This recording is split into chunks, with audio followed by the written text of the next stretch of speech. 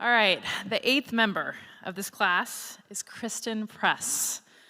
Christen's unforgettable senior season was a precursor to what continues to be an accomplished professional career on every level. In addition to leading the Cardinal to a pair of NCAA runner-up finishes and 4 tournament appearances overall, Christen's senior campaign resulted in her being named the Mac Herman Trophy recipient, Soccer America Player of the Year, and Top Drawer Soccer Player of the Year. A 3-time All-American, Christen was also named Pac-10 Player of the Year in her final season and remains the Cardinals' career record holder in points, 183, goals, I looked these up by the way, 71, and shots while ranking second in assists. Her senior year was equally impressive in the classroom, named a first-team academic All-American and Pac-10 Scholar Athlete of the Year. Christen's professional career began in 2011, selected number 4 overall by the Washington Freedom, and she currently plays for Angel City FC of the National Women's Soccer League. A member of the U.S. national team totaling 155 career appearances and 64 goals, Christen is a 2-time World Cup champion and bronze medalist at the 2020 Tokyo Olympics. Personally, I'm a huge Angel City FC fan. I can't wait to see you back on the field, especially healing up that ACL tear. The sport misses you a ton. Christen is the 7th Hall of Fame inductee for women's soccer and first since Rachel Bueller in 2017. Please welcome Christen Press.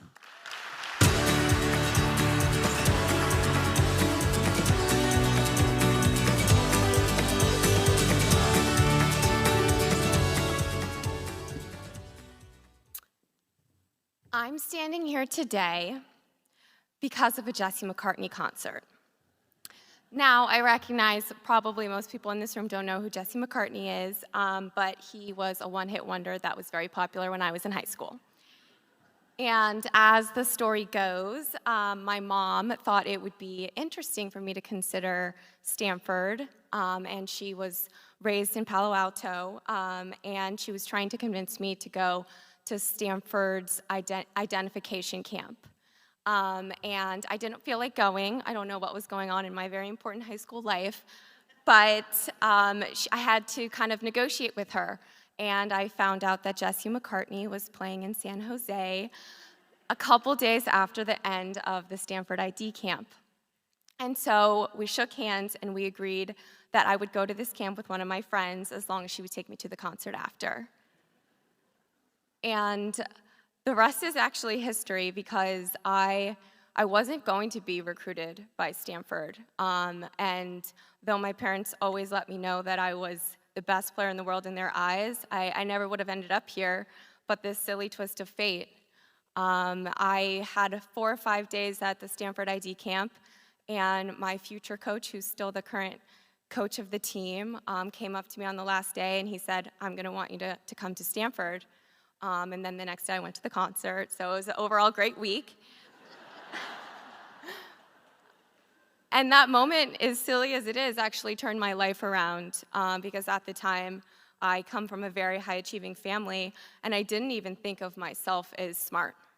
I didn't try super hard in school because I was an athlete and that's where I focused all my attention. And Paul told me, in order to admit to Stanford, I'd have to get straight A's from here on out and work really hard and apply to APs. And so I did all of those things. And just in my last 2 years as a high school student, I realized that I was smart and I could do a lot of things on the field and off the field. And so here we are tonight. And I want to say thank you to Stanford because this is a tremendous honor. And I want to say thank you to my dad who's here tonight. One of my favorite stories of my dad, who has believed in me since I was a little kid, is that he used to take my tiny soccer cleats after I was done as a youth player, and he would take them after I wore them, and he would clean them off, and he would polish them with his work leather shoe cleaner stuff, and he would lay them back out for me the next day. And sometimes I would come home from soccer at 6 or 7 years old, and my dad would hug me in tears, and he would say, "You're the greatest player to ever lace up the boots." I don't know how he knew that. I was only 7, or what made him say that, but he still says that to me today. So thank you to my dad for believing in me from the beginning. And you, alongside my mom and the rest of my family, have pushed me to be my best for my entire life. And I think more importantly, asked me to reimagine what my best actually could be. And that meant breaking down barriers. When I reflect at my time at Stanford, I can't help but think about the agony that was losing 2 back-to-back NCAA championships my junior and senior year, after unbeaten seasons, no less.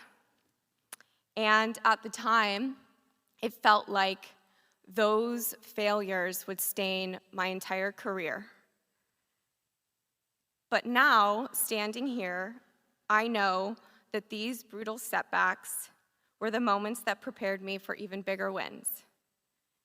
And I don't mean going on to play on the U.S. Women's National Team and winning back-to-back World Cups. I actually mean what those wins represented in the fight for equality in women's sports. Because at the time, the U.S. Women's National Team was engaged in a gender equity lawsuit with our employer. And when we traveled in 2019 to France, we were met by American fans who had traveled alongside us. And while we played, they chanted, "Equal pay." And I know that if I weren't able to overcome so many losses in sport, at Stanford, hardship, and I also weren't able to see the beauty that Stanford provided in equality, I never would have had that vision for equal pay as a professional player. Which takes me to Title IX, and why tonight and being included in this specific class is even more special. I'm here tonight because of the tremendous fight that came before me for respect, investment, and equity for women. And I will spend the rest of my career and life continuing to push the needle forward, continuing to fight for a future where sport is truly diverse, equitable, and inclusive for all people.